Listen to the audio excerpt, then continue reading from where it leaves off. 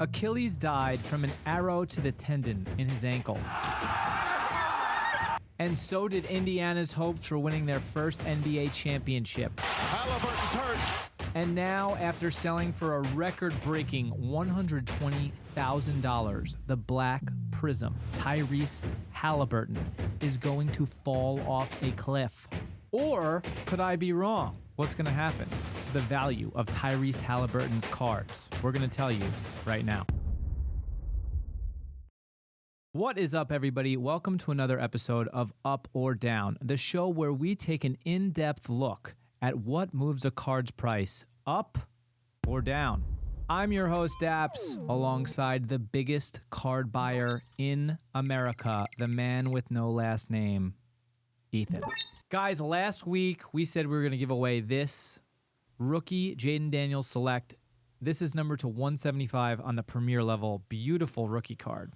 We're giving this away to one lucky winner. Now, the way you enter these giveaways, you like, you comment, you subscribe. Comment anything you want. Comment what you want to see in the next episode. Comment your favorite player. Comment whatever it is your heart desires.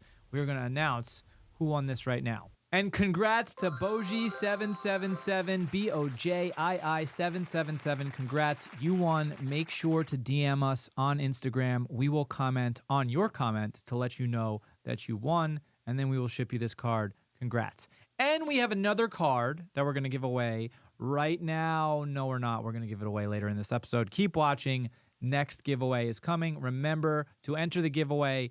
Like this video, subscribe to our channel, and make sure you comment underneath this video any card you want us to talk about, any card topic you want us to talk about. Now, there's a limited number of events that truly affect the value of a card, injuries being the biggest one. And now that Tyrese Haliburton has ruptured his Achilles tendon, my personal opinion is that his cards are going to drop off a cliff. So we're going to look at some other notable players who have also dropped off a cliff and also have rebounded. Do we think Tyrese Haliburton can do the same? Now, this is something that we seem to disagree on this week. I'm saying that this $120,000 Black Prism Finite is about to basically go to zero, right? Because whoever bought this card last week bought at the wrong time, height of the market.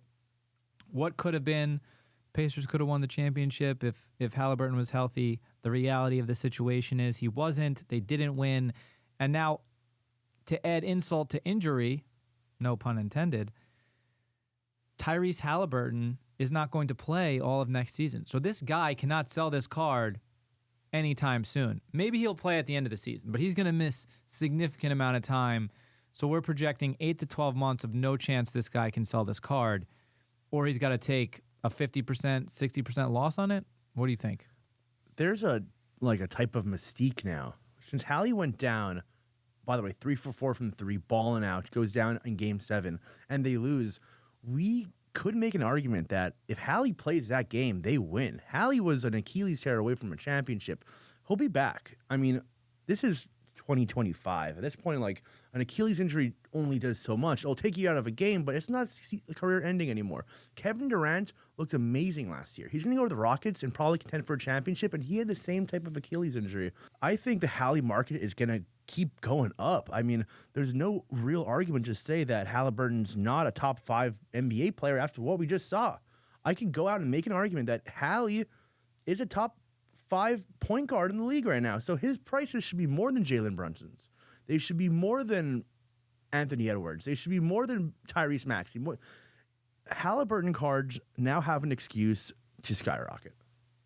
Well, I agree with you in the sense that he's done more than all those players by getting to the championship. I make a similar argument all the time about Luka Doncic, that he's never won anything, but the fact of the matter is he still took his team to the championship, right? And they lost. Mm-hmm. And I think that we have a couple of other players to reference here who have fallen off a cliff. Some of them have rebounded. Some of them have not rebounded. The first one we'll go over is Joey Burrow. Before we get to Joe Burrow, there's a recency bias in the NBA. If your last impression is that, hey, you were taking your team to a championship and you would have won if you weren't getting hurt, it's big. Because if you really dissect the stats, he's only averaging 15 points a game in the NBA Finals. He had one big shot game 1, but since then, that's been Pascal's team. 6 months, NBA starting back up. the Pacers are going to be starting really bad, and then you're going to be like, oh, wait, they don't have their best player. People are going to think that Tyrese Haliburton is the glue guy there. I think that he won the championship in terms of card value by hurting his Achilles. Because if he would have lost that game, his market would actually be falling. Well, listen, I think that with Tatum and Haliburton basically suffering the same type of injury within a month of one another, it opens up the East in an insane way. And I think there's a lot to still happen in free agency. Wow. The Cavs, by the way, who had the best record in the East, which everybody seems to have forgotten. Let's talk about recency bias. The Cavs, healthy, might have ran through everybody. I mean, everybody gave all the credit to the Pacers, but nobody mentioned that the Cavs had two guys injured. The two best players, right? Collin and Mitchell. Yeah. So they didn't play. Mitchell played part of it, and I think they had a third player who was injured as well. So, you know, I'm not in tune with this. The Pacers are the best team in the East, even if Haliburton came back, because they were not doing damage in the middle of the season. Now the Celtics and the Celtics are trading off pieces as we speak. We just saw Drew Holiday and Porzingis get traded. The Knicks, you think, are going to make a move pretty soon, considering they just got rid of their coach. What are they going to do? I don't know. Giannis trade rumors are in the air. Is he going to Boston? Is he going to the Knicks? There can be a huge shakeup in the East, and it can happen pretty soon. But as far as the card market is concerned and Haliburton dropping off a cliff, I think that's guaranteed 6 months that you're just not making money on Haliburton. I don't disagree with you that he can bounce back, but we're still missing so many new comps. Like, so many Haliburton cards haven't seen the peak of the finals growth because they haven't sold yet. I think the next 3 weeks of Hallie cards, you're going to see 50% increases. And so maybe it falls down after that, but it will still be above where he was before the playoffs. I don't know. I mean, I know you know the market very well, but like, injuries affect buying for sure. You know what I mean? Like, you're taking a risk on buying an injured player. And also, if you're going to buy an injured player, I would argue, like, let him cool off for another 60, 90 days and then buy him. Yeah, but this could be the best injury timing in the world. Game 7 NBA Finals, which a game, honestly, he would have lost either way. Now he has a great excuse. That's the best part about it. Well, this is where we can really shift over to our Joe Burrow conversation, because we're going to reference Card Ladder here. This is a 2020 National Treasures Joe Burrow 156. This is the rookie patch auto, Stars and Stripe, number to 20. Now, this last sold is obviously during the height of the market, the week of the Super Bowl, right? Or around the Super Bowl. February 24th, 2022, when Joe Burrow's in the Super Bowl. This card sells for $141,000. Yeah, that's disgusting. Card Ladder currently has this card valued at $79,000. And this is where I'm trying to make the comparison to what Haliburton is about to experience in terms of card price, right? Now, again, it might not be this drastic, but this card sold for $141,000. It is basically cut in half. It's at $79K. Joe Burrow went to the Super Bowl, lost to Matthew Stafford. His card went absolutely ballistic. By the way, Gold Prism sold for $70,000 that week. Current value on Card Ladder around $39K. So, again, this is just historical data showing you player goes to a championship, their card skyrockets. When they lose, it's going to go back down to earth. This could take 3 years for Haliburton. It might not happen this year, but I'm saying this injury, Joe Burrow didn't get injured in the Super Bowl. This is a problem for Haliburton, because you can't sell a Haliburton card while he's injured if you bought it at its peak. Listen, if you were holding Haliburton last summer and you didn't sell, whatever. You're not in it for that high of a price point. You can continue to hold. But a lot of sales of Haliburton I just saw happen. NTRPAs, Gold Prism, Black Prism, all these big Haliburton sales, all these guys just got crushed. There's three things that come to mind when I see this. First of all, card ladder value at $70K. This is a $25,000 card. That is, like, the card value here is way off. This card on the open, it's out of 20. Second thing I want to mention, this card. Hold on. Ethan is proving my point even further now. This card is ladder, nothing special. It's nothing special, this card. Right. So you're saying the $140,000 card is worth $20,000. It's worth $20,000, but the problem is this card is not the Prism Black 101. This card is not a good card. This guy just spent because he wanted to spend money. He doesn't even know about cards. If you wanted to, you said the same week a Prism Gold did $70K. The Prism Gold is better than this card. That was just a bad buy for the week, you know? What pops off to me is that, like, if you buy a shitty card during the championship or the big time run, it will fall off. But that's because you bought a shitty card. If you buy a Prism Black, it will fall off, but not as much as this card is, because this card's going to sell 30 times. That Prism Black will not sell until this guy who just dropped 120 tries to sell it again. Well, I've never understood Stars and Stripes and why people are so attracted to them. I've never been attracted to them. I get it, but I've seen a lot of people buy these cards. Right, and you and me have our opinions about it. The second they came out of a National Treasures box, I thought these are just, I don't want to say disgusting, because of course the patches make them look good, and obviously they're autographed by the player. But in comparison to a true out of 99 or any true RPA, like, why on earth would you go Stars and Stripes? This is a card for a casual. For sure. This is not a card for an expert. And I think 2020 was the first year of Stars and Stripes, or maybe I'm wrong. You might be right on that. But people love that. I don't think there's Kyler Murray Stars and Stripes. Or Josh Allen or any of that. No, definitely not Josh. And Midnight, too, also. I like Midnight more than I like Stars and Stripes. Whole different design. That's but also, like it's because of the black border, it's so easy to get the edges screwed up. You're not just cooked. So listen, Joe Burrow obviously has bounced back to a degree in terms of pricing. You can also see a Joe Burrow 156 true RPA last sold for $145K. That's currently valued at $147. Now I'm sure you'd argue that that's less because Card Ladder's values are not true. So what would you say that 156 is at? I would say it does about $65,000. Well, Card Ladder, you've got some splaining to do, because Ethan thinks that your Card Ladder value is half the amount, and I'm going to have to agree with you, who's at shows all the time, over Card Ladder. It's hard to build an algorithm that tells you what the card is worth, so I don't blame Card Ladder ever. When I use Card Ladder or Alt and I see a value, just take it with a grain of salt. Sure, exactly. Sure. Let's talk about another player who has not rebounded, Zion Williamson. Okay, now you're going to laugh. This is the most insane thing ever. Zion Williamson.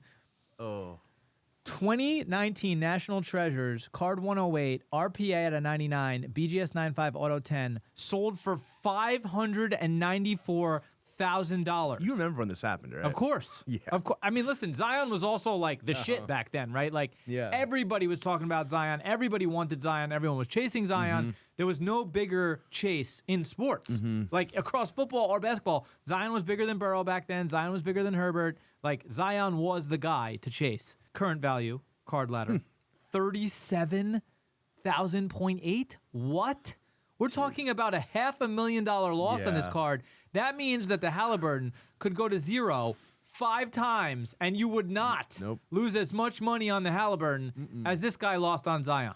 Yeah, and it's so funny that this card's never rebounded, because Zion's the best rebounder in the league. He had 2 back-to-back seasons of playing 80 games or something like that, averaging 24 and 14, and no one cared. Like, not a single person cared. People are more worried about his weight and his girlfriend than his play, and he's a fantastic player. It might be impossible for him. It is impossible for him to ever get to this price again. But, you know, maybe the card reaches 30, 40, 50K again. That would be cool. But I see what you're saying with the fall-off. These fall-offs happen all the time, and they're hype-related. But I just felt like Haliburton was so cheap beforehand that it just went up to where it should be. I understand what you're saying, and he was definitely cheap. And I mean, this is the opportunity in cards if you are a scout, so to speak, and you see a guy and you go, that guy is talented. He's going to be good in 3 to 5 years, whatever it may be, whatever timeline you have. And you could have projected or predicted this last summer. You don't even need to wait 3 to 5 years. If you were buying Hallie last summer, you're up a lot of money if you sold during the playoffs, right? So I agree with you. Zion selling for $594K, not going to happen ever again. Because I mean, even his logo man, like if you won a championship, might sell for that amount, right? Win 10 championships, it's not going to $500K. Sure. Now the third player I want to talk about is going to be Ja Morant, who has fallen off a cliff. And I've actually taken advantage of times where John Morant has gone down. I bought low, and then he's went back up, and I've made 50%. So, and I think that can happen again. Grizzlies are retooling. Remember, the Grizzlies were like the #1 seed for 2 years in a row, dominant, and then they just like let their whole team go. They had Dylan Brooks and Jaren Jackson, 2 defensive dogs, with one of the best players, the best scorers in the league. Yeah. I don't know what they're doing over there. And they had Desmond Bane, who now they've sold off. Yeah. But this sale really struck out to me because this is wild. This is not a gold prism. It's a black gold prism, which is less desirable. PSA 9. And again, this is kind of the height of the hobby. I think 21 was the height. 22 definitely clung to it. 194K. This is an out of 8 rookie gold, black and gold prism. John Morant, current card value 55K. This dude is down 150 minimum, and I bet you say the card's not even worth 55K. Yeah, definitely not even close to that. Like an Ant-Man doesn't even do that. Last week, just a couple days ago, PSA 8 Mojo, I paid $1,600 for it. It's out of 25. $1,600. This is out of 5. It's definitely a better card, but there's too many zeros on that number for me. There's too many zeros for sure. And like now's your chance to shoot your shot. Not meant to say like, but not shoot like John Morant shot, but like now's your chance to buy this card and make money on it because he is super talented. Same thing with Zion; they are super talented. So just go out, take a chance on a jaw card because you come to people like me who've been doing it for a long time, and you hand the card over, and I look at it, I'm like, yeah, it's like a 10, 20K card, and then I comp it, and it says $1,500. I'm buying it most of the time. I want to know if you're the guy who spends $194,000 on this John Morant card. And it's going down, and you're like, oh my God, I gotta wait till it goes back up. And it never goes back up, right? When did you sell it? You know what I mean? Like, at what point are you just like, I gotta get some money back on this thing? Can you even take 10K for it? Yeah, let's say you had a good year in taxes, you need to take a huge loss, that's your time to sell it because you're never getting the money back for it. This card is a paperweight for you now. Listen, I have cards in my collection. I once bought an Anthony Richardson PSA 10 downtown for $3K. I still have it. I look at it all the time. This is just a memento now. Yeah, well, I have the same scenario with Anthony Richardson, except I was offered $25,000 for my 1/1 black no huddle. Yeah. Not the smartest move by Dappz. No. Okay, so our favorite segment of the show, Ethan. What are you buying? I'm buying another copy of a Dunkin' Go Nuts because you won't sell me yours. It's a 9.5 crystal clear Jordan Go Nuts. I just want to let you know, there's a lot of people in this building, when I show my PC to, all of a sudden, they're all buying the cards in my PC. I don't know if I'm an influencer or what they want to call me, but this is such a cool card. I can't even hate on you for this one. This is absolutely incredible. Obviously, you don't have a PSA 10 like me, but BGS 9.5, $8,900. 2 days left. I think I paid a little under 13, maybe like 12.5 for my PSA 10. So, I'm thinking that was a good buy at the moment. Looking at this, what do you think this ends at? This should end about like 12,000. Would you pay 12? What's your ceiling on it? I think I am the highest bidder right now, but I want it for low. I want it for 10K so I can move it for 12 if I have to. We've been talking about this card for a long time. And certain cards just like this that are these old case hits that they just have the eye appeal. Like you could show this card to someone who knows nothing about sports cards and they still want it. These type of cards are just great buys because you're not going to find a bunch of clear ones. You're not going to find cool Jordan cards anymore. They don't make Jordan cards. So just go out and get a good looking Jordan while you still can because in a couple of years you probably won't be able to. I looked at the pop count. It was right around 60 when I bought it in PSA 10 and a Michael Jordan from the 90s insert that's a pops under 100 is a steal. That's something you're looking for. So I saw that pop 60, and this I remember these cards as a kid. Yeah, you know what I mean. So they kind of speak to me, and that's why you saw I have the Kobe, and I think I have Iverson and one other player. But I'd love to maybe complete the set because I already got the hardest ones to get. You know what sticks out for me here? Because we've opened a lot of these Aldo auctions, and most of them have like 7-8 bids on them. This one has 38 bids on it. Everybody's bidding on this card. Everyone wants this card because when you scroll through the app, you see this card. You're stopping and you're looking at it. Buy cool cards. It's not always about comping and money. If you think the card is cheap, go out and buy it. Like I have one and you have one, so we can just keep getting them all. But Also, Now's your chance. tell anybody who's watching about buyer's premium, and if you do win it for $12K, are you paying any other fees on here? What will be your end final number? Okay, so if you're buying the card, you're going to take that card and then times it by 1.2. There's a 20% buyer's premium. If you're selling the card, depending on your fee, you take the whole 120% and then you take out, let's say, 5% of it, and you pay it back to the auction house. Buyer's premium is a little bit confusing because a lot of places do it differently, but you should just know the rule of thumb is a 20% buyer's premium on most auction houses. What's the next card you're buying?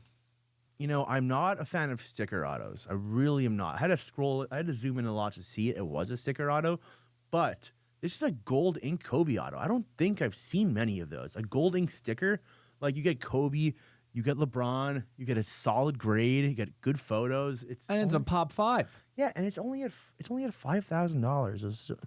If this card was on card, it'd be in the 30s already. Yeah, and to be honest though, I think that 20 years from now, no one's gonna give a shit that it's a sticker auto, right? They're gonna go, this is Kobe and LeBron, and there's only so many Kobe and LeBron. Exactly. Don't get me wrong, the on cards will still have a higher value Way 20 more, years yeah. from now, but Yeah. but if you're telling me that somebody's not gonna want a signed Kobe and LeBron card 20 years from now, I mean, this one has 2 days left. What are you anticipating this ending at? If this card was on card, it would be 30, 40K. Even with the gold ink, I think maybe even more. So if I can get it for 1/3 of what the actual card does at like 12 to 15, I really don't mind buying that.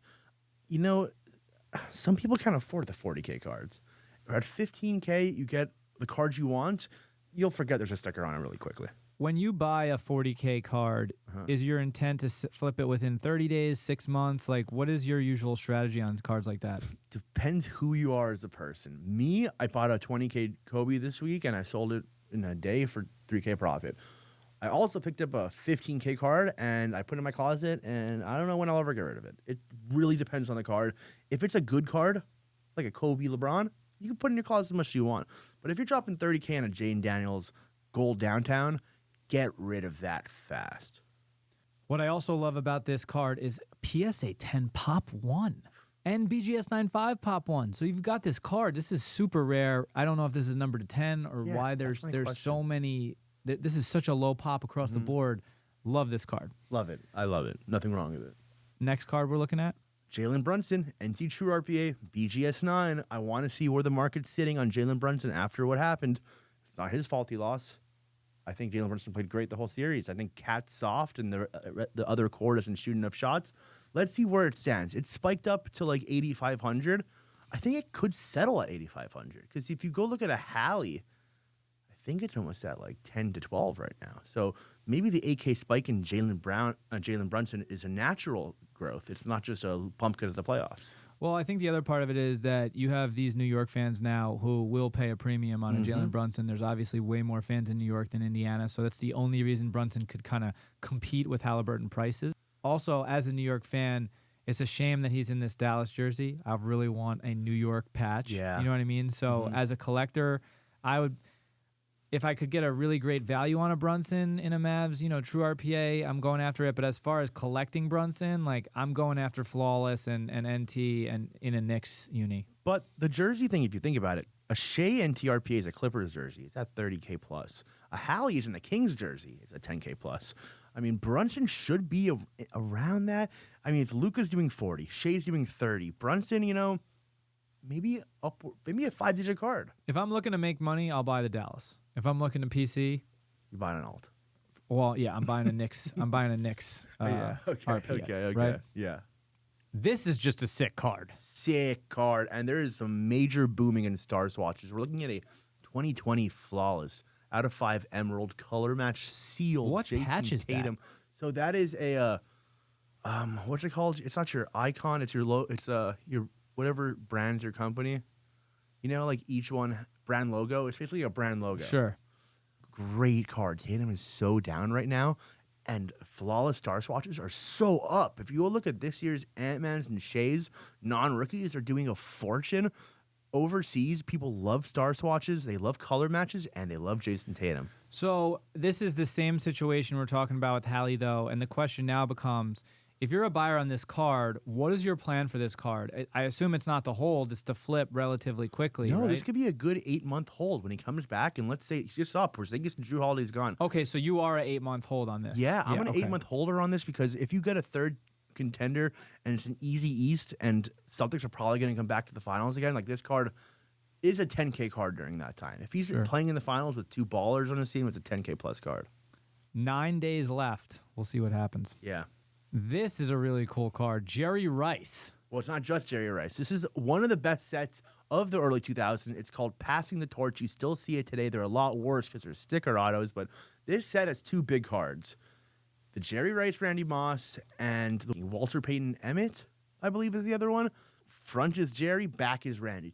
Probably the 2 best receivers of all time. Oh, wow. That's awesome. Exactly. So wait, there's only two sets of 2 players in this set? No, there's tons. Oh, there's tons. These are the best ones. Emmett, which is, I could be wrong on the 2, is the most valuable one. It's super rare. They do upwards of 20K plus.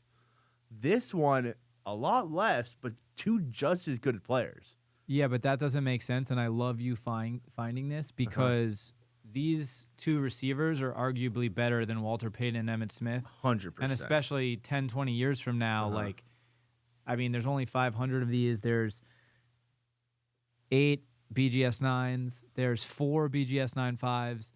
This is a really cool card to have. I'm also curious, this is serial number to 500. There's only 13 that are graded. Oh, they grade like shit. Those guys. Yeah, so, but also are a bunch of them still sealed, is my question. A bunch of them still sealed? No. I mean, these came out. These are pack pulls. Okay, so it's Walter Payton, Barry Sanders. Sorry, I messed up the players. That's cool. But no, these cards are pack pulled, and they're super. This is an early 2000s card. Cards in the early 2000s. No, suck. I get that, but either way, even if you grade it and it stinks and then they take it away, you would still see that on here. Yeah, I think most of them are PSA authentic. That is what we're missing. There's probably a lot of PSA authentics of these. Also, these go to real collectors. These are in one touches. Sure. These are in Central America, like in the good farmlands and one touches. You don't see them often. So the thing is, this is a 2000s copy. The 1999 Walter Berry is the better one. But for a 2000s copy, I don't know if it's better. Like, I know you're saying that based on comps, but Randy Moss and Jerry Rice are arguably like the 2 greatest receivers ever to do it. So I'm also curious as to what this ends at, because is this a $10,000 card? Is it a $5,000 card? If this is a $5,000 card, this is a huge buy for me. I think it's up like under 10 over 5. It's really not that much because Jerry and Randy sign a lot. Let's just be real. They're both alive.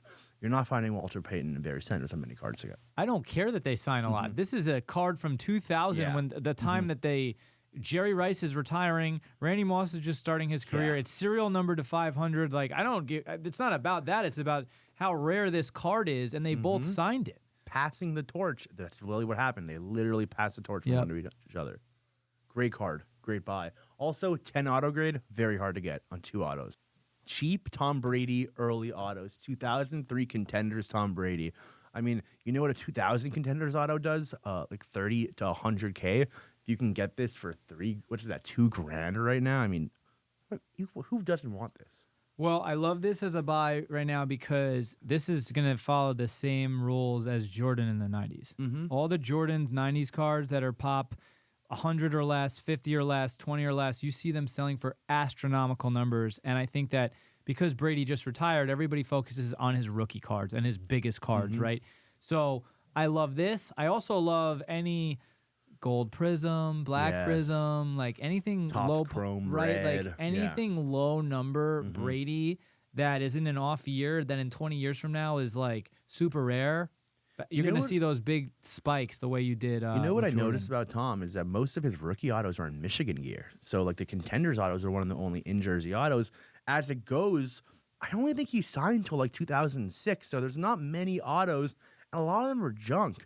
This is a good-looking card. You pick it up while you can because look at the pop. The whole distribution, there's 1, 8, 1, 9, 11 total graded. I mean, Unreal. This seems extremely low in price, this next card. Yeah, and like I said with the Flawless Patch auto a couple weeks ago, 2019 is first year Oklahoma City Shai. That there isn't a premium now. He won a championship for a franchise that hasn't won ever. You know, people are not going to want to, like you said, you don't want to get a Mavericks Brunson. You want a Knicks Brunson. Oklahoma City fans are going to want OKC Shai. This is his Black Select first year OKC It's a good-looking card. I like cards where the player looks young. This is one of them. So I think I saw a graphic today of a Gold Prism SGA, and I assume it was a first-year OKC, sell for over 3 times the price. So like the last sale was $800, but after he just won, it went for over $3K. And you know, again, of course you're paying a premium if you're buying it this week, but still that card, no matter what, if you're going to hold that for the next 10, 20 years, like it's his first year OKC, Gold Prism, it's out of 10. You're not losing money on that card. No, and 2019 is a big year for sports cards. Remember, because it was Zion, Ja, and that's when the bubble kind of popped for all of us. This product was ripped through, and at that time, if you hit this card, you were jumping into a trash can because it was 10, 15K. Right now, it's at 2K, and he just won a championship. Affordable. It's not going to stay at 2K. No, 9 days left. It's probably a $10,000 card minimum, exactly, right? Yeah. Do you think it could eclipse 20? No, I only think it does like 75 because it's select. People don't like select. Yeah, it's curious because I agree.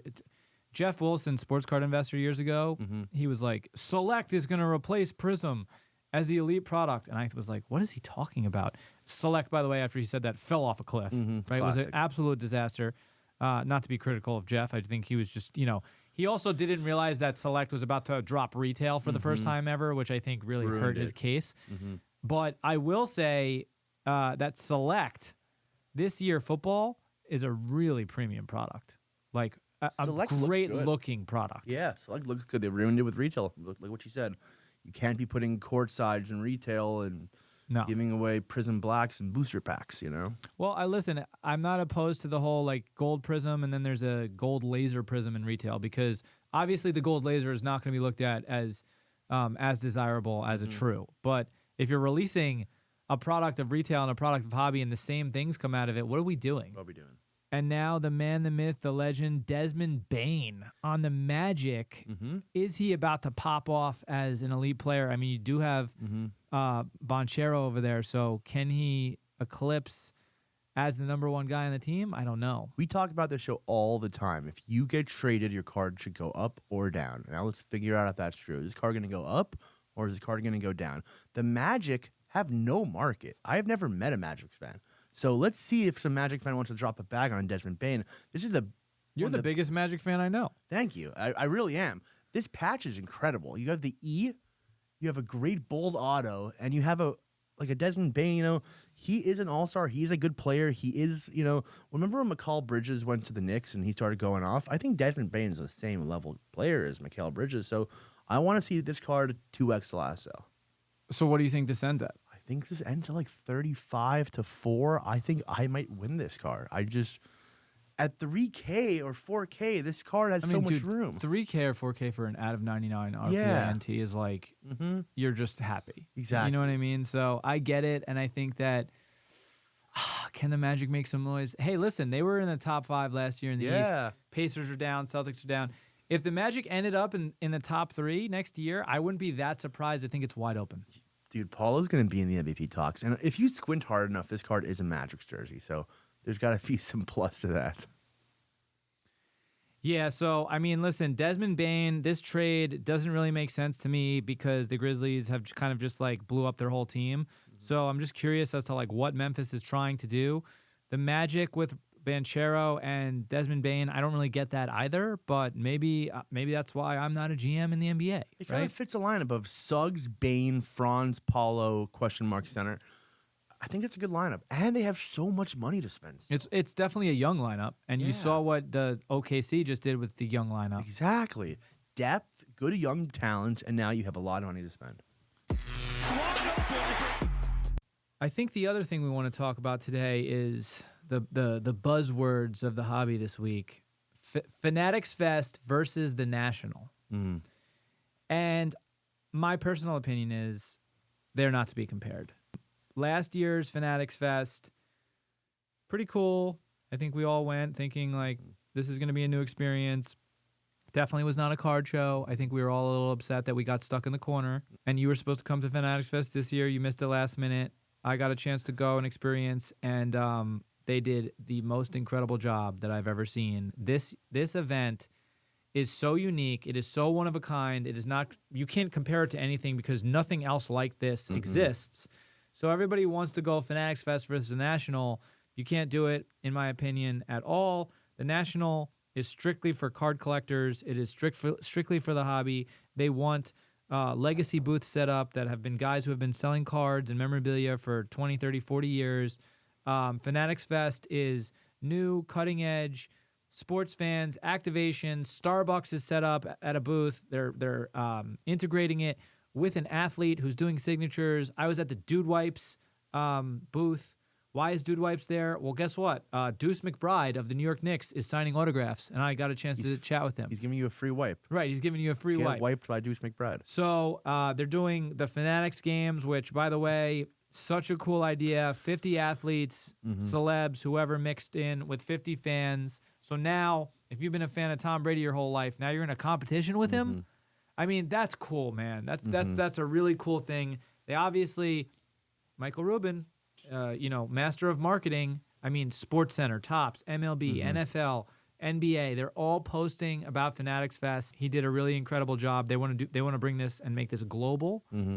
So there's no reason you can't do a Fanatics Fest that's, maybe more themed towards soccer cards or soccer activations in Europe during the World Cup, right? Or South America, right?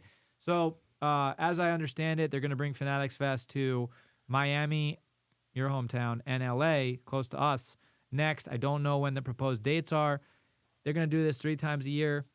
Three times. I don't know. I don't know if it's going to change every year. They did New York back-to-back. Maybe it is just an annual event. I have no idea.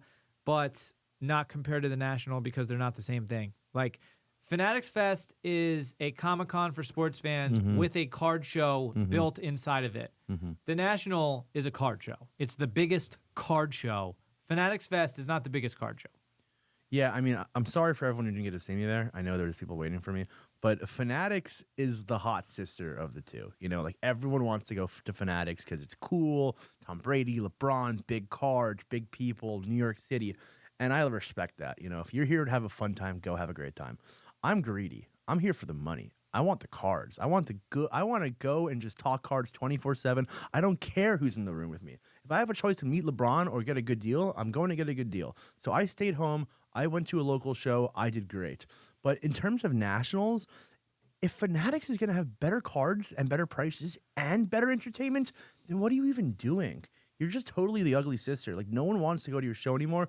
And if they don't step it up and, let new vendors come or get better venues or, it's kind of hard because they're focusing on cards, but the card aspect of Nationals is dying because they don't do anything really special there. There's local shows every week in every city. There's big shows every month. I mean, what's the big difference between Burbank and the Nationals? Burbank's in California. I'd rather go to California. You're going to see just as many cool cards and the same amount of vendors, and you're not going to get hosed by paying $5K for a table and waiting in a 5-year line to get a good section instead of being put on the roof with everyone else's. I don't see anything good happening for the Nationals. And to the core, I know every week I talk shit about them. I want the National to be done. We don't need it anymore. If there's 3 Fanatic shows a year and 2 Burbanks, I'm good.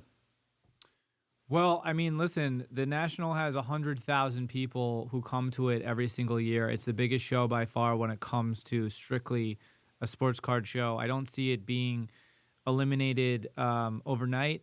They have signed a contract for Chicago for the next 3 years, which, by the way, is clearly the best spot for it over Cleveland and Atlantic City. I think, Chicago's a lovely place to go. Clean, Rosemont. There's plenty of hotels. Beautiful place. Super easy to get to for the respective space. But I agree with you that the National definitely has to figure out, how do you cater to the youth? How do you get sponsors and brands integrated in this show in a way that makes sense for the National? Because listen, what the National wants to preserve and the difference between the National and Fanatics Fest is this is for sports cards collectors. This is not for New York Knicks fans or LA Lakers fans to try to meet Tom Brady. But at the same time, you have 40 guys who come to the National every year, athletes, who do signatures, right? So the difference that I saw this year between Fanatics Fest and the National is where Fanatics Fest is kind of winning, in my opinion, is why would you put all of the signees in the same area, right? off into the corner and everybody's waiting online, when you could force Starbucks to buy a booth, or Nike or whoever, buy a booth at the National. Now Nike, a brand that everybody probably uses at the National anyway, right? Like majority of people go to the National or probably own a Nike product. So it's not like it doesn't make sense there. And then you get you put one of those signees at the Nike booth. Boom. You've got a line at the Nike booth, right? And then you can do that with all the brands that make sense for the National, right? And now the show is just more inclusive and it has more energy. And I think that, you have the Breakers Pavilion, you have the media area, you have the corporate area, right? And it's like, there's no reason to go over to some of these areas, right? Yeah. Now, if you have an autograph signing at each one of them, there's a reason to go over to every area. But who's coming to these shows to sign an autograph? Go mail it to the guy. Go to the game and get an autograph. But listen, that's a matter of opinion. There's a lot of people who travel to these things to get autographs. I mean, listen, we go to the Dallas Card Show. I see some of these old, Dallas athletes, and I'm like, who is waiting in line to get this guy's autograph? But they do it. I mean, I'm not a groupie. I'm not going to go to a show to get an autograph. I can just go to the game and actually watch him play. I want people who are watching this video to on the messages write me why should you go to the National when I have Dallas 6 times like every 6 months or whatever. Every 2 months, yeah. Why do 6 times a year. What benefit does the National have compared to all these other shows? Because unless you're setting up, you're not meeting new people. So they need to invent a way for people to be able to show off their cards or sell cards to other people that you haven't seen before. Like trade night, I had a buddy who was going to the National for the first time. He asked me, what should I do? And I told him, go to the trade night, get there early, leave late, and go talk to every single person at the show who's not setting up. Because the people who are setting up are 5K in the hole already. So go talk to people that are coming who are casuals, who are new, who have things to add, Don't get caught buying cards from a table that are just overpriced bullshit. Well, it seems like that's the discussion this week. Fanatics Fest or the National? My vote is Fanatics Fest, and also my vote is the Dallas Card Show. All right, everybody, we owe you a giveaway, and we've got a pretty spicy one this week. It's another rookie quarterback who I think everybody desires except for me because I'm a Jets fan and I will never own anything New England. But this rookie quarterback, Drake Maye, Topps finest on-card autograph, Drake Maye rookie card.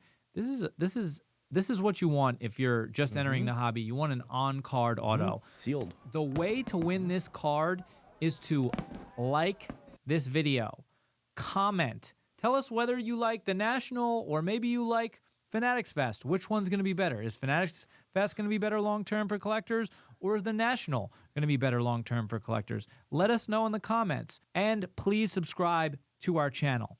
Those 3 things, you're entered and eligible to win this card. We are going to announce the winner next week in our show. Please keep watching. We love having you here. We will see you next week on Up or Down.